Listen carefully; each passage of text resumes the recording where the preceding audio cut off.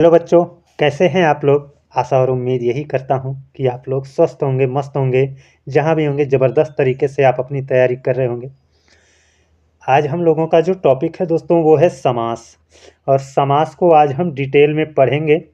और कल इसका प्रश्नोत्तरी हम लेकर के आएंगे, मॉक टेस्ट लगाएंगे इसके। तो चलिए चलते हैं, आज समास को देखते हैं। थोड़ा लंबा टॉपिक है, आप लोग धैर्य बना करके इसको पूरा देखिएगा। निश्चित तौर पर आप लोगों को बहुत कुछ सीखने को यहाँ से मिलेगा। देखिए, समास। समास को पहले जान लेते हैं कि ये समास जो होता है ना, इसका अर्थ क्या होता है। तो समास का अर्थ होता है संक्षेपीकरण, है ना। इसका अर्थ होता है संक्षेप करना। और जो समास होता है दोस्तों ना, इसका विच्छेद नहीं बल्कि क्या होता है, विग्रह होता है। समास का क्या होता है, विग्रह होता है। संधि जो होती है ना, उसका विच्छेद होता है, लेकिन समास का क्या होगा, विग्रह होगा। और जो समास होता है इसमें दो पद रहते हैं। एक पहला जो पद होता है वो आपका पूर्व पद कहलाता है, और दूसरा क्या कहलाता है, उत्तर पद कहलाता है। तो ये चीज़ें आपको थोड़ा सा ध्यान में रखना है कि समास का अर्थ है संक्षेप, और इसका विग्रह होता है। और इसमें दो पद होते हैं, एक होता है पूर्व पद और एक होता है उत्तर पद। अब यहाँ पर नीचे कुछ पॉइंट दिया गया है, उसको देख लेते हैं। जो मैंने समझाया है वही चीज़ें दी गई हैं। समास का अर्थ है संक्षेप, है ना। और समास में कम से कम दो पदों का योग होता है। अभी मैंने यही चीज़ बताया, समास में दो पद का होना अनिवार्य है। दो या दो से अधिक शब्दों से मिलकर बने सार्थक शब्द को क्या कहेंगे, समास कहेंगे। ये हमारा समास की परिभाषा हो गई। समास का विग्रह होता है। देखिए दोस्तों, यहाँ पर समास का विग्रह होता है, जबकि संधि का क्या होता है, विच्छेद होता है ना। अब देखते हैं समास का समास के भेद को देखेंगे। तो समास के जो भेद होते हैं दोस्तों, वो मुख्यतः चार भेद होते हैं। एक होता है अव्ययी भाव समास, दूसरा होता है तत्पुरुष समास, तीसरा होता है द्वंद्व समास, चौथा होता है आपका बहुव्रीहि समास, है ना। और जो ये आपका तत्पुरुष समास है, इसके दो भेद हैं। एक आपका कर्मधारय समास और एक आपका द्विगु समास। आप लोगों ने पढ़ा होगा कर्मधारय समास, द्विगु समास, तो हमेशा ये जानते रहिए ये आपके भेद होते हैं तत्पुरुष समास के ही। तो अब हम अव्ययी भाव समास को डिटेल में पढ़ेंगे, तत्पुरुष समास को पढ़ेंगे डिटेल में, द्वंद्व समास को पढ़ेंगे डिटेल में, और लास्ट में बहुव्रीहि समास को भी डिटेल में पढ़ेंगे। अच्छा, एक चीज़ यहाँ पर मैं और आप लोगों को बताता चलूँ, क्योंकि यहाँ बता दूंगा तो शायद चीज़ें अच्छे से याद हो जाएं। अव्ययी भाव समास जो है ना, इसका प्रथम पद प्रधान होता है। इसका प्रथम पद ही तो पूर्व पद कहलाता है। तो पूर्व पद प्रधान होता है ये कहो, या प्रथम पद प्रधान होता है।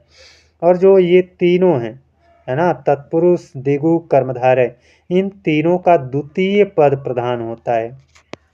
क्या होता है, इन तीनों का द्वितीय पद प्रधान होता है। एग्जाम में पूछा जाता है अव्ययी भाव समास का कौन सा पद प्रधान होता है, तत्पुरुष समास का कौन सा पद प्रधान होता है ना। इस तरह से क्वेश्चन बनते हैं।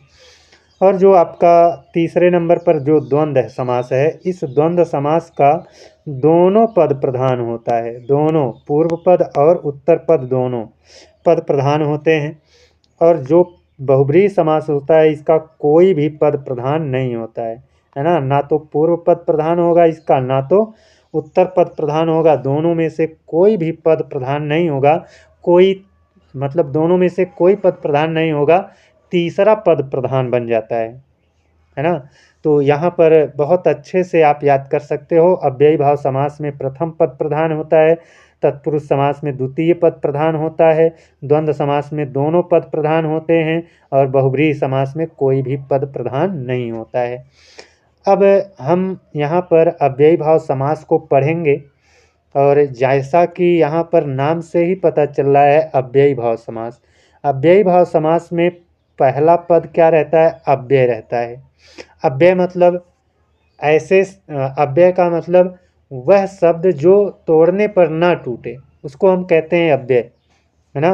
और जो अव्यय होते हैं, उपसर्ग भी अव्यय के अंतर्गत ही आते हैं।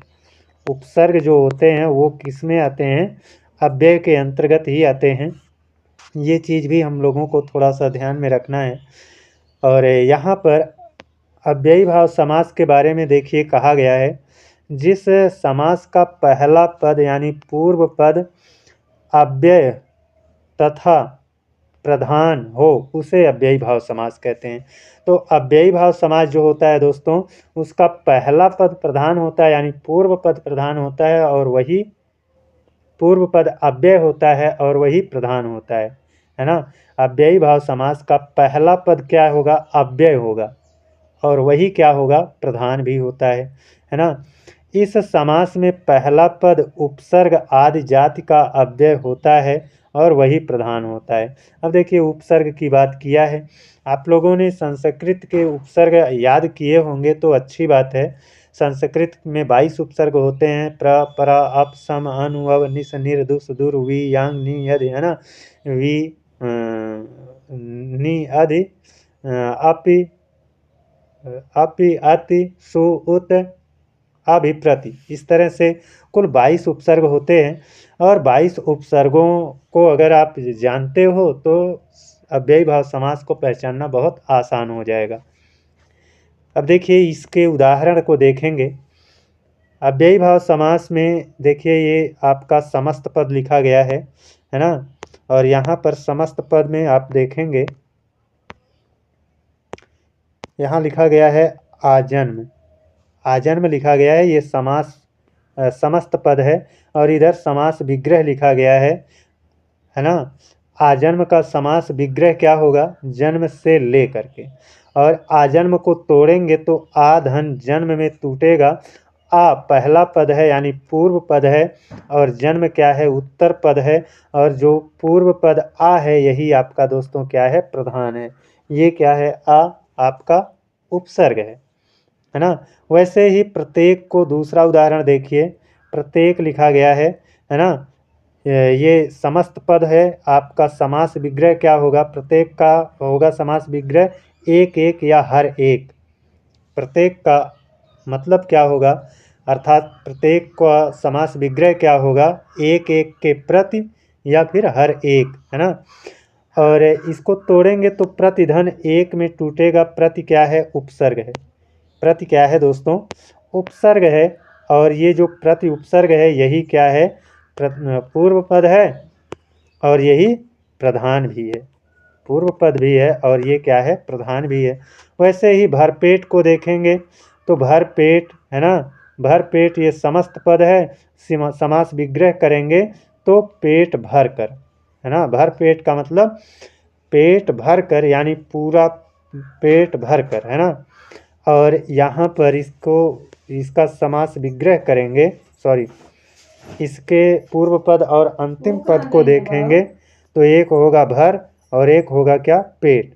जो भर है ये प्रथम पद है या हम पूर्व पद कहेंगे, यही क्या है, अव्यय है ना। और अव्यय होने की वजह से ही ये क्या है, अव्ययी भाव समास है। और जो आपका उपसर्ग मिलता है, उपसर्ग, वह भी क्या होता है दोस्तों, वह भी आपका अव्यय ही होता है। तो भर आपका हिंदी का उपसर्ग है ना। तो अब इसके और बहुत सारे उदाहरण हैं, उनको सिर्फ देखना है, बहुत डिटेल में नहीं, है ना। ये आमरण, आमरण मतलब मरण तक, समास विग्रह ये है इसका। यथार्थ, यथार्थ का मतलब यहाँ पर क्या होगा दोस्तों, यथार्थ अर्थ के अनुसार, यथा विधि, विधि के अनुसार, यथा क्रम, क्रम के अनुसार, प्रतिदिन, दिन दिन या प्रत्येक दिन, है ना। यथा रुचि, रुचि के अनुसार। और ये क्या दिया गया है, प्रत्यंग, प्रत्यंग मतलब समास विग्रह इसका होगा अंग अंग।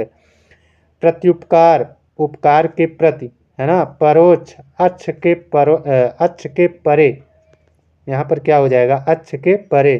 दिनानुदिन क्या हो जाएगा, दिन के बाद दिन। दिनानुदिन का समास विग्रह क्या होगा, दिन के बाद दिन। और फिर देखिए यहाँ पर दिया गया है व्यर्थ, व्यर्थ मतलब बिना अर्थ के। बेकाम, बिना काम के। यथाशीघ्र, जितना शीघ्र हो सके उतना, है ना। यथाशक्ति, शक्ति के अनुसार यानी जितनी शक्ति हो उतना, है ना। और मनमाना, यहाँ पर देखेंगे मनमाना, मन के अनुसार। मनमाना का मतलब क्या होगा? जो अपने मन के अनुसार चलता हो उसको कहते हैं मनमाना। यावत जीवन, जब तक जीवन है। दोस्तों, समास विग्रह देखना हम लोगों के लिए बहुत ज़रूरी होता है।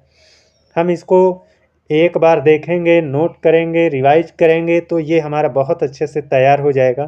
फिर यहाँ से कभी गलती होने का चांस नहीं रहता है ना दोस्तों? इसीलिए तो मैं अपने नोट्स से पढ़ा रहा हूँ, है ना? इसके बाद मुझे फिर कभी अवसर मिलेगा अगर हिंदी पढ़ाने का, तो मैं आप लोगों को व्हाइट बोर्ड पर या फिर डिजिटल बोर्ड मेरे पास व्यवस्था हो जाएगी तो उस पर पढ़ाऊँगा, है ना? और बहरहाल इस समय इसी से पढ़ाना उचित है मेरे लिए। तत्पुरुष समास। तो दोस्तों, अव्ययी भाव समास अब हमारा समाप्त हो गया। अव्ययी भाव समास में हमने सारी चीज़ों को देख लिया, है ना? अब देखते हैं तत्पुरुष समास, और ये तत्पुरुष समास बहुत लंबा है ना? तत्पुरुष समास में क्या होता है आप जानते हो, मैंने बताया है कि दो, इसका जो अंतिम पद होता है यानी उत्तर पद होता है, उत्तर पद यानी द्वितीय पद जो होता है वो प्रधान होता है ना? जो द्वितीय पद होगा वो क्या होगा दोस्तों? प्रधान होगा। और इसमें भी दो पद जरूर रहते हैं। और समास है तो समास का विग्रह होता है, ये सारी बातें तो मैंने पहले ही बता दिया है ना? और जो तत्पुरुष समास होता है दोस्तों ना, इसका समास विग्रह जब करते हैं तो कर्ता कारक और संबोधन कारक, इन दोनों को छोड़कर, है ना, कर्ता कारक और संबोधन कारक, इन दोनों कारक विभक्तियों को छोड़कर अन्य सभी कारक विभक्तियों को लेकर के इसका समास विग्रह होता है। अर्थात इन दोनों को छोड़कर अन्य विभक्तियों में इसका क्या होगा? समास विग्रह होगा, है ना? कारक चिन्ह आप लोगों को याद होगा, मैं एक बार सुना देता हूँ। जो कारक चिन्ह होते हैं, कारक और उसका चिन्ह, कर्ता कारक होता है, उसका चिन्ह ने होता है ना? कर्ता ने कर्म को, किसको? करण से, साथ द्वारा, संप्रदान के लिए, अपादान से अलग होने अर्थ में, संबंध कारक का चिन्ह होता है का, की, के, नानी, ने, रारी, रे, है ना? अधिकरण का होता है में, पेपर, है ना? और संबोधन का होता है हे, हो, अरे, आज। लेकिन हमको कर्ता कारक और संबोधन कारक को छोड़ करके अन्य कारक विभक्तियों में समास विग्रह करने का मौका मिलता है इस तत्पुरुष समास में। तो चलिए एक एक करके सबको देखेंगे, है ना? कर्म देख लीजिए, थोड़ा सा इसको पढ़ लेते हैं, है ना, ताकि कुछ छूट न जाए। जिस समास का उत्तर पद अर्थात अंतिम पद प्रधान हो उसे तत्पुरुष समास कहते हैं। अभी तो मैंने बताया द्वितीय पद प्रधान होता है, द्वितीय पद ही उत्तर पद कहलाता है, वही अंतिम पद कहलाता है। इस समास में बाद वाले पद को ही प्रधानता होती है। कर्ता कारक और संबोधन कारक को छोड़कर शेष सभी कारक में विभक्तियां लगाकर इसका समास विग्रह होता है। यही चीज़ मैंने अभी बताया था। और अब हम देखेंगे कर्म तत्पुरुष को, है ना? कर्म कारक का चिन्ह दोस्तों क्या होता है? को। अगर हम समास विग्रह करेंगे और को लगा करके समास विग्रह करेंगे तो वह हमारा कर्म तत्पुरुष के अंतर्गत आएगा। देखिए यहाँ पर जैसे, है ना, यहाँ पर माखन चोर लिखा गया है। माखन को मिल रहा है ना, और को चिन्ह किसका है? कर्म कारक का है, इसीलिए ये कर्म तत्पुरुष का होगा उदाहरण, है ना? माखन को चुराने वाला। सुख प्राप्त, सुख को प्राप्त करने वाला, यहाँ पर को मिल रहा है, कर्म कारक, है ना, का चिन्ह है, तो कर्म तत्पुरुष हमारा होगा। पाकिट मार, है ना, पाकिट मार, पाकिट को मारने वाला को मिल गया, है ना? मुंह तोड़, मुंह को तोड़ने वाला, है ना? स्वर्ग प्राप्त, स्वर्ग को प्राप्त को मिल गया, है ना? गगन चुम्मी, गगन को चूमने वाला। मोक्ष प्राप्त, मोक्ष को प्राप्त करने वाला। चिड़ी मार, चिड़ियों को मारने वाला। कष्टापन, कष्ट को आपन, है ना? तो आप देखेंगे सब जगह यहाँ पर आप देखिए को कारक चिन्ह मिल रहा है, को कारक चिन्ह आपको देखने को मिल रहा है, ये सब को कारक चिन्ह देखने को मिल रहा है। तो इसीलिए को है तो कर्म है, और कर्म है तो कर्म तत्पुरुष कहलाता है। अब आगे करण तत्पुरुष। करण कारक का चिन्ह क्या होता है? से या साथ या द्वारा, है ना। से, साथ या द्वारा, ये सहयोग के अर्थ में आता है दोस्तों, है ना। साथ का मतलब सहयोग ही तो हुआ। शोकाकुल, शोक से आकुल, है ना। से कारक चिन्ह मिल रहा है और ये शोक से आकुल मतलब शोक से आकुल ये सहयोग कर रहा है, कहने का मतलब साथ दे रहा है। पद दलित, पद से दलित, है ना। से कारक चिन्ह मिल रहा है और ये करुणा प्राप्त, करुणा से करुणा पूर्ण, करुणा से पूर्ण, है ना। और बंधन मुक्त, बंधन से मुक्त हो जाएगा, यहाँ बंधन से मुक्त। तो यहाँ पर देखेंगे आप सब जगह आपका क्या है? से कारक चिन्ह है या फिर यहाँ बीच में देखिए द्वारा मिल रहा है ना। यहाँ द्वारा भी देखिए मिल रहा है और जो करण तत्पुरुष होता है इसका चिन्ह एक द्वारा भी होता है। ईश्वर दत्त, ईश्वर के द्वारा दिया हुआ। तुलसी कृत, तुलसी द्वारा कृत। अकाल पीड़ित, अकाल से पीड़ित, है ना। तो यहाँ पर आपका क्या हो गया है? करण तत्पुरुष का सारा उदाहरण है ना। और अब चलते हैं संप्रदान, संप्रदान तत्पुरुष की ओर चलते हैं। और संप्रदान तत्पुरुष का दोस्तों संप्रदान कारक का जो चिन्ह होता है वो होता है को या के लिए। को होता है या फिर क्या होता है? के लिए होता है। तो अब इसका उदाहरण देख लेते हैं। यहाँ पर देखो देशभक्ति लिखा है, यानी देश के लिए भक्ति, के लिए मिल रहा है ना। के लिए हमारा कारक चिन्ह मिल रहा है। ये अगला उदाहरण देखिए है गौशाला। गौशाला, गौशाला का समास विग्रह करेंगे गो के लिए शाला, यानी जो गाय होती है गाय के लिए शाला। शाला का मतलब दोस्तों जहाँ पर गाय बांधी जाती है उसको कहते हैं। तो गाय के लिए शाला, तो आपका क्या हो गया? के लिए मिल रहा है, यहाँ भी के लिए मिल रहा है ना। और ये सभा भवन, सभा के लिए भवन, यहाँ भी के लिए मिल रहा है। और शिव अर्पण, शिव के लिए अर्पण। तो के लिए कारक के लिए जब आपका मिल रहा है तो वह आपका क्या होगा? संप्रदान तत्पुरुष का उदाहरण होगा, क्योंकि ये जो के लिए है ये चिन्ह किसका है? संप्रदान कारक का चिन्ह है। और अब देखिए यहाँ पर भी आप लोगों को बहुत सारा उदाहरण देखने को मिल रहा होगा। विधान सभा, विधान के लिए सभा, है ना। पुत्र शोक, पुत्र के लिए शोक। और यहाँ पर लोक हितकारी, लोक के लिए हितकारी, है ना। और है कन्या विद्यालय, कन्या के लिए विद्यालय, है ना। कन्या विद्यालय, कन्या के लिए विद्यालय, है ना। और ये आपका देवालय, देव के लिए आलय। और ये आपका माल गोदाम, माल के लिए, माल के लिए गोदाम, है ना। और नीचे भी आपका दिया गया है मार्ग, मार्ग व्यय, मार्ग, मार्ग व्यय दिया गया है, मार्ग के लिए व्यय। तो इस तरह से ये हमारा जो आपका के लिए कारक चिन्ह दिख रहा था ये किसका है दोस्तों? संप्रदान, ये अपादान, सॉरी, संप्रदान कारक का चिन्ह है। और संप्रदान इसमें क्या होगा? संप्रदान तत्पुरुष हो जाएगा। अब बढ़ते हैं दोस्तों अपने अगले पॉइंट पर, अपादान तत्पुरुष। अपादान तत्पुरुष क्या होगा दोस्तों? अपादान कारक का चिन्ह होता है से, और लेकिन इस से का तात्पर्य क्या होगा? अलगाव से होगा। जब दो चीज़ें अलग हो रही होंगी वहाँ पर एक जगह और से मिला होगा, लेकिन वहाँ पर से का तात्पर्य अलग होने से नहीं बल्कि साथ साथ होने से था, है ना। जैसे ऊपर अभी मिला था, है ना। देख लीजिए यहाँ पर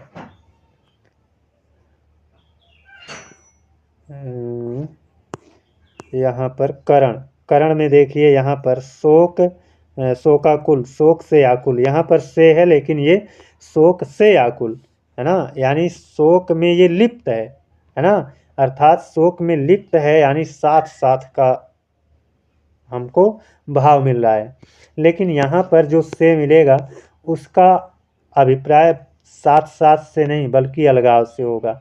धनहीन, धन से हीन, देखिए धन और हीन, धन से हीन यानी व्यक्ति धन से दूर हो रहा है ना।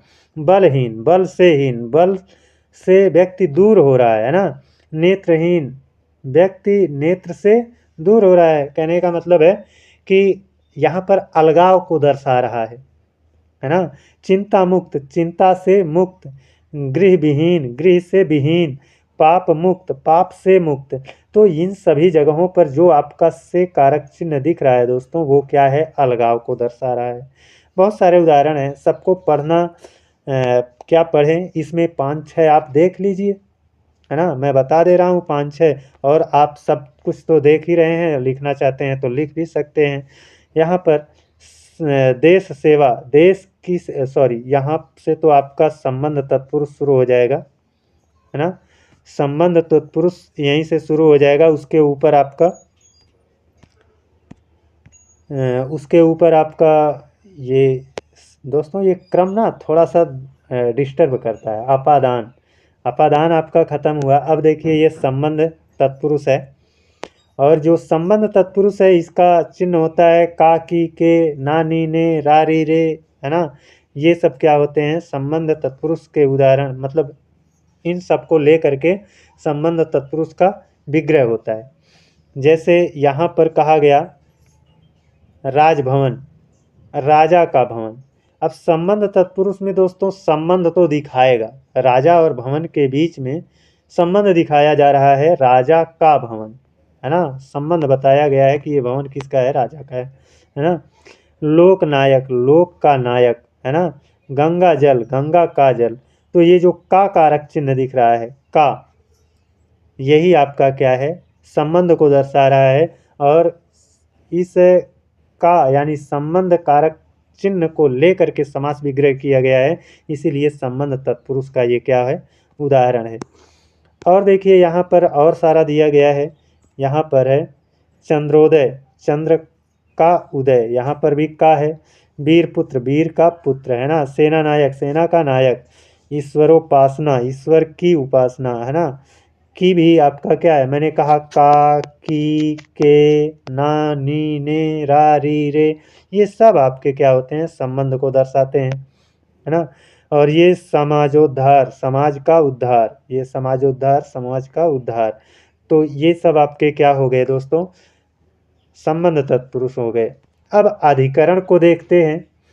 अधिकरण तत्पुरुष, अधिकरण तत्पुरुष में अधिकरण कारक आपका काम में लाया जाता है समास विग्रह के लिए, और अधिकरण कारक का चिन्ह होता है में और पर, है ना। अब यहाँ जब हम समास विग्रह करेंगे तो बीच में क्या मिलेगा, में मिलेगा या फिर पर मिलेगा, है ना। में मिलेगा अथवा क्या मिलेगा, यहाँ पर देखिए पर मिल रहा है। तो ये सब आपको देखने को मिलेंगे। शास्त्र निपुण, शास्त्र में निपुण।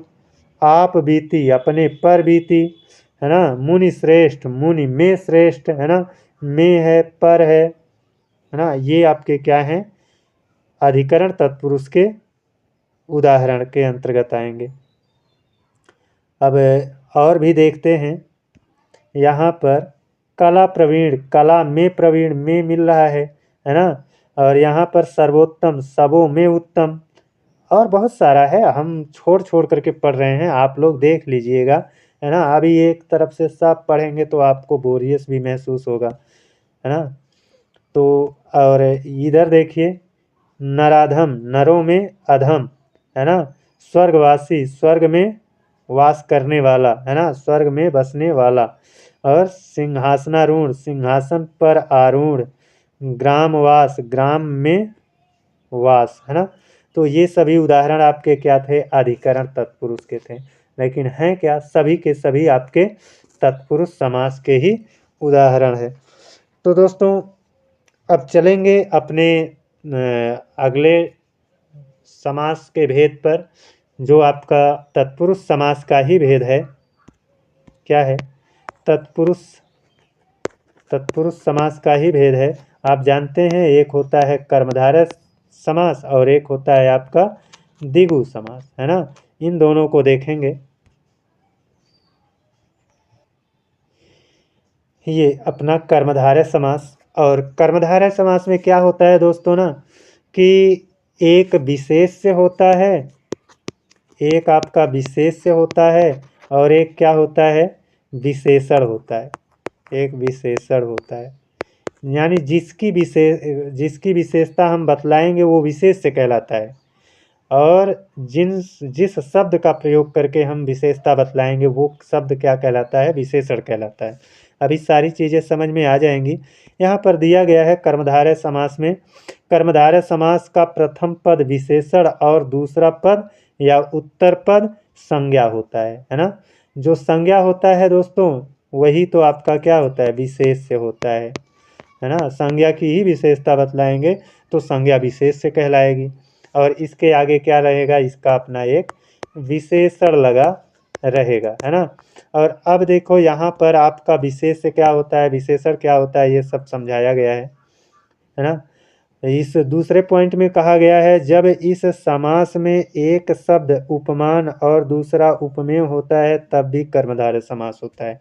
ये पॉइंट भी आप लोग याद कर सकते हैं। उपमेय और उपमान जब रहेगा, एक पद उपमेय दूसरा क्या रहेगा, उपमान रहेगा, यानी उपमा दी जाएगी तब भी क्या होगा, कर्मधारय समास ही होता है।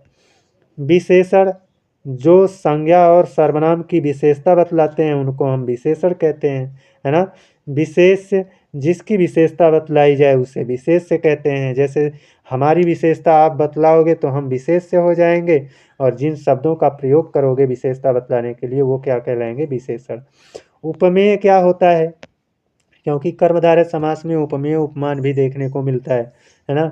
उपमेय जिसकी उपमा दी जाए उसे उपमेय कहेंगे, और जिससे किसी की उपमा दी जाए उसे उपमान कहेंगे।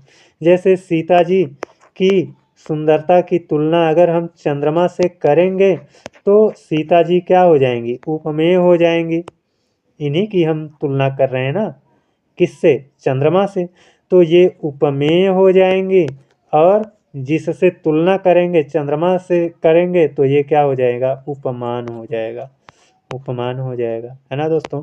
अब कोई व्यक्ति है बहुत लंबा है लेकिन उसके लंबाई की तुलना हम तरकुल के पेड़ से करेंगे तो वह व्यक्ति उपमेय हो जाएगा, और तरकुल का पेड़ जिससे हम तुलना कर रहे हैं वो क्या हो जाएगा, उपमान हो जाएगा।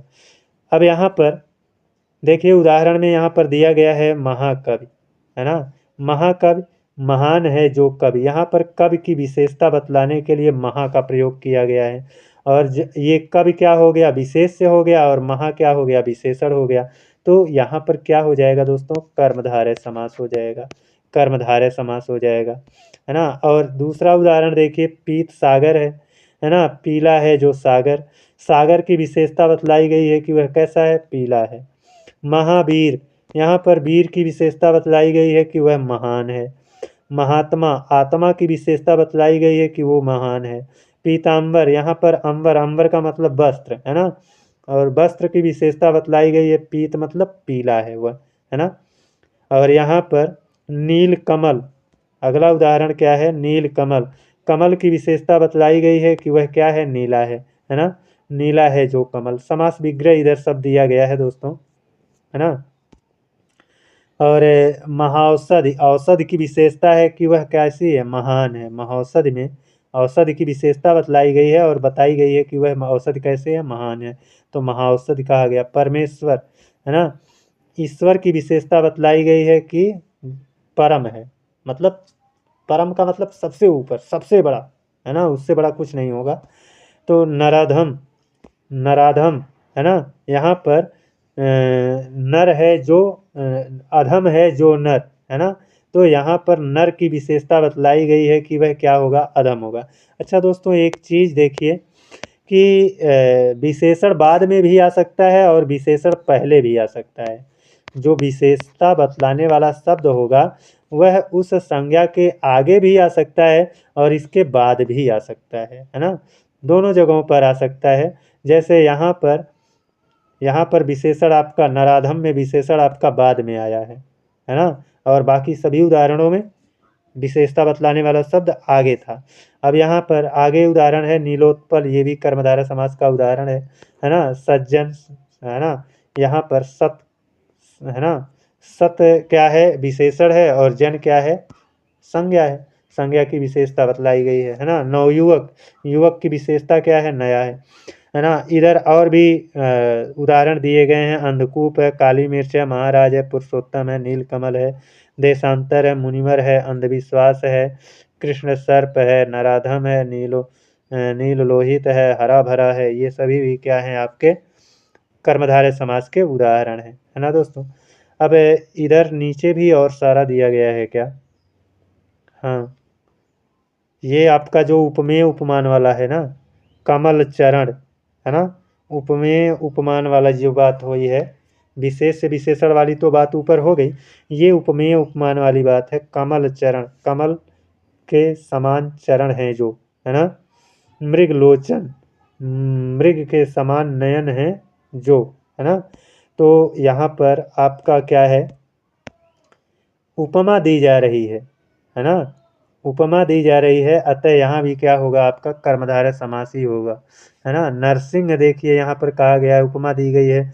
पुत्र रत्न कहा गया है, लौह पुरुष कहा गया है ना। और विद्या रत्न कहा गया है, विद्या के समान रत्न, है ना।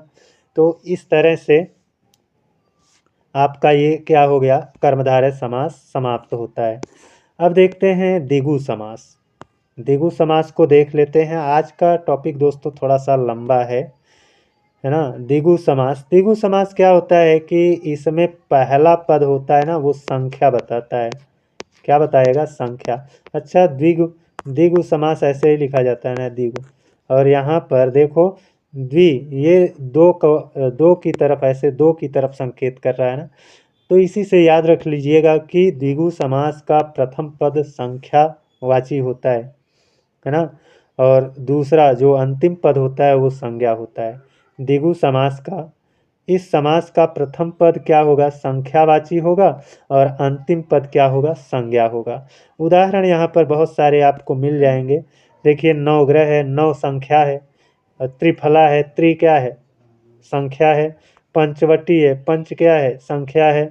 सतसई है, सत क्या है, संख्या है। चतुर्वेद है, तिरंगा है, चौराहा है, चतुर्दिक है, त्रिभुज है, अठन्नी है, नवरत्न है, पंचपात्र है, चवन्नी है। इस तरह से ये सभी पहला पद देखो आप, उसमें क्या मिलेगा आपको, संख्या ही मिलेगी। नवरत्न है, पंचपात्र है, चवन्नी है, अष्टाध्यायी है, दोपहर है, चारपाई है, त्रिगुण है, त्रिदोष है, दुपट्टा है, तिकोना है, त्रिवेणी है, दुगुना है ना। चतुष्पदी है, सप्त सिंधु है, सप्तपदी है, पंचहत्थड़ है।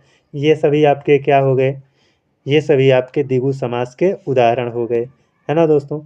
अब इसके बाद हम पढ़ लेते हैं अपना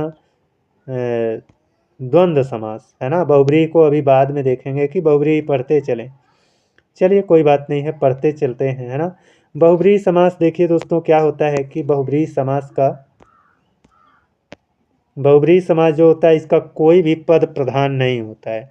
न पहला पद प्रधान होगा, ना ही दूसरा पद प्रधान होगा, कोई भी पद प्रधान नहीं होता है। इसका तीसरा पद प्रधान बन जाता है। दो ही पद होते हैं, उन दोनों में से कोई पद प्रधान नहीं होगा, कोई अन्य तीसरा ही प्रधान बन जाता है। इसमें यही सब बात लिखी होगी। इस समास में कोई भी पद प्रधान नहीं होता है, दोनों शब्द मिलकर एक नया अर्थ प्रकट करते हैं, अर्थात इस समास में कोई भी पद प्रधान नहीं होगा, जो नया अर्थ निकलेगा वही प्रधान होगा। इसके चार भेद हैं। बहुब्रीहि समास के दोस्तों चार भेद बताए गए हैं, है ना।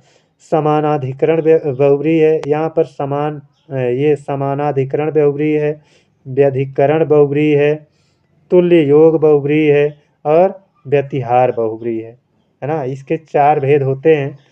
इनको हमें नहीं पढ़ना है, ये टीजीटी पीजीटी में अगर आप तैयारी कर रहे हैं तो इसको तैयार कर सकते हैं, है ना। और यहाँ पर इसके जो उदाहरण है यही आपके एग्जाम के लिए इम्पोर्टेंट है।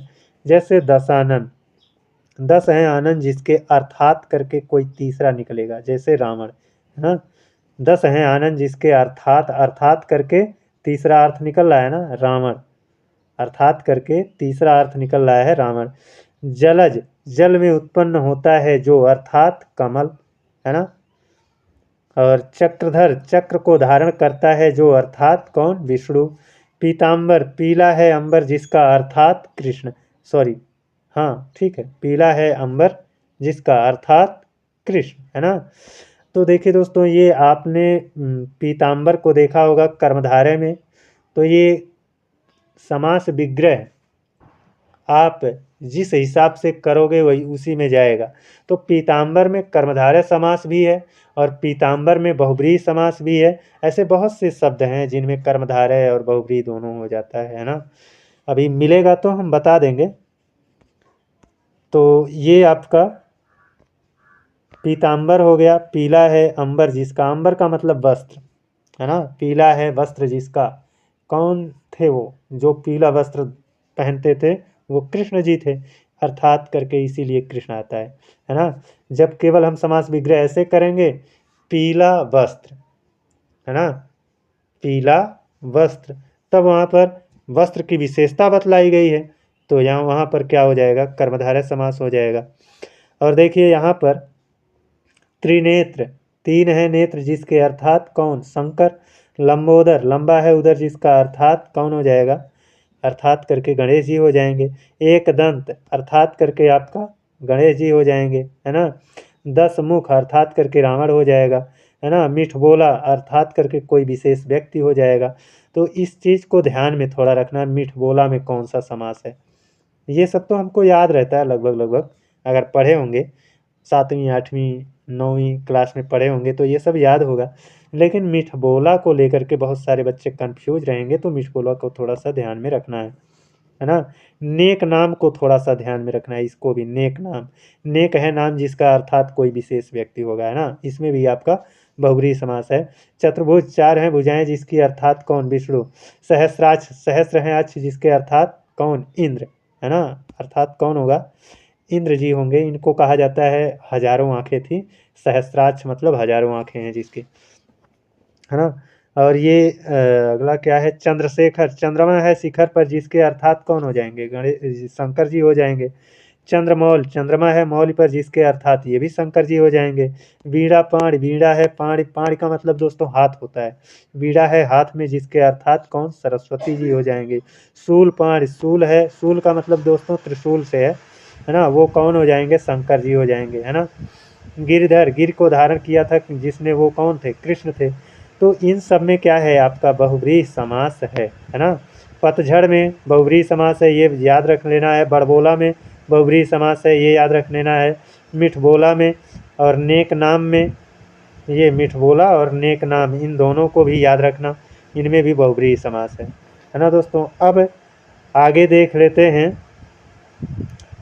आगे यहाँ पर दिया गया है जिस समास में पहला पद सहबोधक हो वहाँ पर बहुब्रीहि समास होता है ना।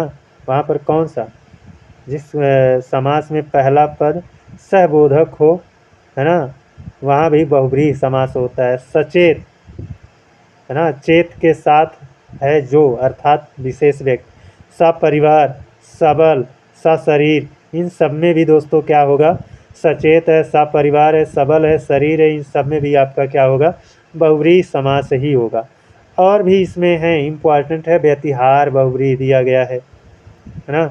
व्यतिहार बहुब्रीहि में जैसे गाला गाली, है ना, गाली गाली के साथ यानी गालियों के साथ लड़ाई हुई जो, उसको कहते हैं गाला गाली। मुक्का मुक्की, मुक्कों के साथ लड़ाई हुई जो, उसको कहते हैं मुक्का मुक्की, है ना। और आगे है आपका लाठा लाठी, लाठी मतलब जो लाठी है ना, लाठा लाठी, लाठी लाठी से लड़ाई हुई जो, है ना, यानी लाठियों से जो लड़ाई हुई, है ना। बाता बाती, बात बात से झगड़ा हुआ जो, उसको कहेंगे बाता बाती। तो ये गाला गाली है, मुक्का मुक्की है, धक्का धुक्की है, लाठा लाठी है, बाता बाती है, इन सब में भी क्या है दोस्तों? आपका बहुब्रीहि समास ही है। सपरिवार, सचेत, सबल, इन सब में भी क्या है? बहुब्रीहि समास ही है। ये आपका क्या दिया गया है उदाहरण? पंचानन, नीलांबर, जितेंद्रिय, दुरंगा, है ना, बारहसिंहा, हसमुख, ये सब उदाहरण जो हैं दोस्तों ना, ये भी आपके क्या हैं? ये भी उदाहरण आपके बहुब्रीहि समास के ही हैं। और इसका जो समास विग्रह होगा दोस्तों, वो क्या होगा? पंचानन, 5 हैं आनंद जिसके अर्थात 5 मुख किसके पास था, किसके पास 5 मुख था, उसी का नाम बताना होगा। नीलांबर, नीला है अंबर जिसका, अर्थात नीला वस्त्र कौन धारण करता था, उसे बताना होगा। 12 सींग है जिसके पास, अर्थात एक विशेष जानवर। हंसमुख जो जो हमेशा हंसता रहता है, यानी अर्थात करके इसका भी निकलेगा एक विशेष पुरुष, है ना। तो इन सब में भी आपका क्या होगा, बहुब्रीहि समास ही होगा। पंचानन, नीलांबर, जितेंद्रिय, है ना, दुरंगा, इन सब में भी आपका क्या होगा, बहुब्रीहि समास ही होगा। अब यहाँ से द्वंद्व समास शुरू होता है। द्वंद्व समास क्या है, द्वंद्व समास में दोनों पद प्रधान होंगे, है ना। पहला पद भी संज्ञा रहेगा और दूसरा पद भी क्या रहता है, संज्ञा रहता है, और दोनों के दोनों पद क्या होंगे, प्रधान होंगे, है ना। इसके भी उदाहरण को थोड़ा सा ध्यान में रखना है। और यहाँ पर इतरेत्तर द्वंद्व, समाहार द्वंद्व, वैकल्पिक द्वंद्व, ये द्वंद्व समास के भेद हैं। इनको भी थोड़ा सा देख लेंगे हल्का सा, है ना। हालांकि बहुत कम पूछा जाता है ना। तो द्वंद्व समास, द्वंद्व समास में दो पद प्रधान होते हैं। द्वंद्व समास में कितने पद, दोनों पद प्रधान होते हैं। और दोनों द्वंद्व समास के जो भेद होते हैं वो 3 हैं। एक है इतरेत्तर द्वंद्व, दूसरा है समाहार द्वंद्व, तीसरा है वैकल्पिक द्वंद्व। जो आपका इतरेत्तर द्वंद्व है वह क्या होता है, इसको यहाँ पर बताया गया है। वह द्वंद्व जिसमें और से सभी पद जुड़े होते हैं और पृथक अस्तित्व रखते हैं, इतरेत्तर द्वंद्व कहलाते हैं। अर्थात समास विग्रह जब इतरेत्तर द्वंद्व उसमें होगा जब हम समास विग्रह करेंगे और बीच में क्या मिलेगा, और मिलेगा। समास विग्रह करेंगे और बीच में क्या मिल जाएगा, और मिल जाएगा, तो उसे हम कहेंगे कि ये क्या है, इतरेत्तर द्वंद्व है। जैसे माता पिता, माता और पिता, समास विग्रह करने पर और मिल रहा है ना। राम लक्ष्मण, राम और लक्ष्मण, ना। गाय बैल, गाय और बैल, है ना। ऐसे ही रात दिन, रात और दिन। सीता राम, सीता और राम, राम लक्ष्मण, राम और लक्ष्मण। देश विदेश, देश और विदेश। पाप पुण्य, पाप और पुण्य। लोटा डोरी, लोटा और डोरी। भला बुरा, भला और बुरा। लव कुश, लव और कुश, है ना। और इधर भी आपका धर्माधर्म है, हरिशंकर है। अच्छा, ये थोड़ा इम्पोर्टेंट है ना, क्योंकि बीच में यहाँ पर आप देख रहे थे ऐसे डैश देखने को मिल रहा था, माता पिता में डैश, लेकिन यहाँ धर्माधर्म, है ना। धर्म और अधर्म, धर्माधर्म का समास विग्रह क्या होगा, धर्म और अधर्म होगा, है ना। तो ये उदाहरण जो धर्माधर्म का है ये हम लोगों के लिए थोड़ा सा इम्पोर्टेंट हो जाता है, क्योंकि अक्सर बच्चे क्या करते हैं ना, यही डैश जो राम लक्ष्मण में जो डैश बीच में दिख रहा है उसी को लेकर के अपना द्वंद्व समास पकड़ते हैं और इसको देखेंगे कहेंगे इसमें द्वंद्व नहीं है, लेकिन इसका समास विग्रह करिए देखिए और मिलेगा। धर्माधर्म, धर्म और अधर्म। हरि शंकर, हरि और शंकर। गौरी शंकर, गौरी और शंकर। देवासुर, देव और असुर। जय पराजय, है ना, जय पराजय, जय और पराजय। कतर व्योत, कतर और व्योत, है ना। तो इनको भी ध्यान में हमको रखना है, ये एग्जाम के लिए बहुत महत्वपूर्ण होंगे। अब आगे देखते हैं समाहार द्वंद्व। समाहार द्वंद्व दोस्तों क्या होता है, समाहार द्वंद्व ऐसे शब्द युग्म बनते हैं जिसमें दो पदों के अर्थ के अतिरिक्त कुछ और भी अर्थ अतिरिक्त निकले, है ना। यानी उनके अलावा उनका जो अर्थ रहेगा तो वो तो निकलबे करेगा, उसके अलावा कुछ अतिरिक्त अर्थ भी और निकलता है ना। जैसे यहाँ पर समझने का प्रयास करें, दाल रोटी, है ना। दाल रोटी, तो हम ये कहेंगे दाल और रोटी, ऐसे कह सकते हैं दाल रोटी, है ना।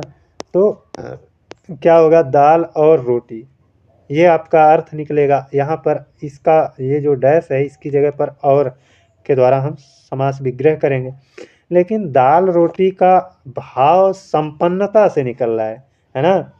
नहीं, गांव देहात में ऐसे लोग कह देते हैं अरे उसकी दाल रोटी अच्छी चल रही है ना, अरे वो दाल रोटी खा रहा है। दाल रोटी मतलब कंडीशन अच्छी है ना, संपन्नता को ये दिखा रहा है।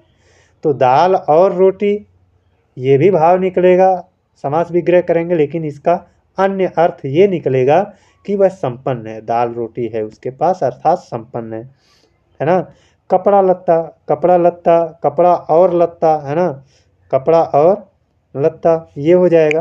लेकिन इसका और कपड़ा लत्ता का अभिप्राय किससे निकलेगा, मतलब ठीक ठाक है ना, उसका पहनावा ठीक ठाक है।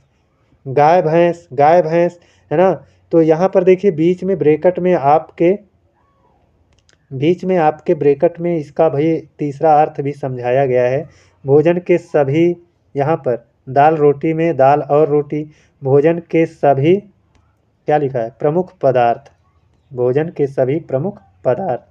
कपड़ा लत्ता वस्त्र के अर्थ में मतलब वही है कि पहनावा के हिसाब से ठीक ठाक, है ना। गाय भैंस मवेशी के अर्थ में, जो पालते हैं लोग, उसके अर्थ में। मोटा ताज़ा का मतलब हिष्ट पुष्ट से भी है, मोटा और ताज़ा, है ना। इसका अभिप्राय संपन्नता यानी हिष्ट पुष्ट से भी आएगा। अन्न जल, है ना, संपूर्ण भोजन के अर्थ में है ना। अन्न और जल ऐसा भी समास विग्रह कर सकते हैं और तीसरा अर्थ निकलेगा कि संपूर्ण भोजन के रूप में, है ना। घर आंगन, घर आंगन ये क्या होगा, घर और आंगन ऐसे भी हो जाएगा। और घर आंगन ये संपन्न परिवार की बात कर रहा है ना। अब देखिए वैकल्पिक द्वंद्व क्या होगा कि वैकल्पिक द्वंद्व में आपका विकल्प मिलेगा। विकल्प कैसे मिलता है, अथवा करके मिलता है। अथवा से हमको क्या मिलता है, विकल्प मिलता है। अर्थात इसका समास विग्रह जब हम करेंगे ना तो और के द्वारा नहीं तोड़ेंगे, बल्कि हम अथवा के द्वारा तोड़ेंगे, और अथवा को ही या कहते हैं, या, है ना। तो देखिए यहाँ पर थोड़ा बहुत, थोड़ा अथवा बहुत इसका समास विग्रह होगा, थोड़ा और बहुत नहीं होगा, थोड़ा या बहुत, है ना। लाभ हानि, लाभ अथवा हानि, है ना। भला बुरा, भला अथवा बुरा, भला या बुरा। लाभालाभ, लाभ या आलाभ, आलाभ का मतलब हानि से है ना। ठंडा गरम, ठंडा अथवा गरम। और ये सुख दुख, सुख या दुख। तो पाप पुण्य, पाप और पुण्य में भी हम तोड़ते हैं, पाप या पुण्य, है ना, इसमें भी तोड़ते हैं। तो ये पाप या पुण्य ये हो जाएगा। अब यहाँ पर कुछ अपवाद स्वरूप दिए गए हैं दोस्तों, है ना, खत्म हो गया है। अपवाद स्वरूप यहाँ पर कुछ दिया गया है, इसको देख लीजिए थोड़ा सा। अपवाद क्या दिया गया है, चक्रपाणि दर्शनार्थ, ये अव्ययी भाव समास है ना। पीताम्बर बनमाला ये तत्पुरुष समास है। दही बड़ा, ये दही और बड़ा, है ना, ये द्वंद्व समास का उदाहरण है।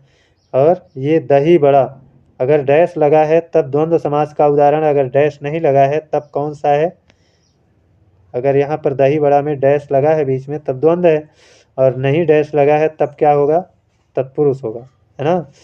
तो इसका समास विग्रह क्या हो जाएगा, दही का बरा, है ना, का कारक चिन्ह मिल जाएगा, है ना। तो संबंध तत्पुरुष के अंतर्गत पहुंच जाएगा। और स्वरूप, है ना, सुंदर है जो रूप, ये आपका क्या हो जाएगा, कर्मधारय समास का उदाहरण हो जाएगा। और ये आपका स्वरूप सुंदर है जो, ये कर्मधारय और बहुब्री दोनों में आपका जा रहा है। क्योंकि यहाँ पर जो समास विग्रह हुआ है दोस्तों वो दोनों का अलग अलग ढंग से हुआ है। बस सुंदर है जो रूप कर्मधारय, सुंदर है रूप जिसका, अर्थात करके एक विशेष व्यक्ति मिलेगा। तो स्वरूप में आपका कर्मधारय भी है और आपका बहुब्री भी है ना। यहाँ पर भी दिया गया है चंद्रमुख, चंद्रमुख में भी आपका कर्मधारय समास भी है और चंद्रमुख में आपका बहुब्रीहि समास भी है ना। यहाँ पर जब उपमेय उपमान को लेकर के चंद्रमा के समान मुख है जिसका अर्थात करके निकालेंगे, बहुब्रीहि समास हो जाएगा।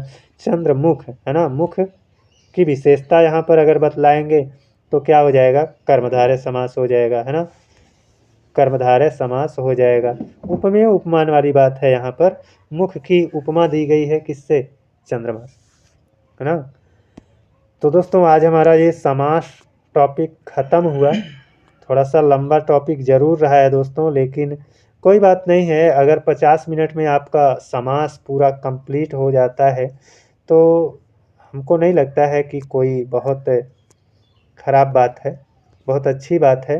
लेकिन थोड़ा मेहनत करना पड़ेगा, जिसमें आपको दिन रात एक करना पड़ेगा, है ना। तो दोस्तों आज के लिए बस इतना ही। अगले दिन आप लोगों से पुनः मिलेंगे एक नए वीडियो में। तब तक के लिए जय हिंद, वंदे मातरम।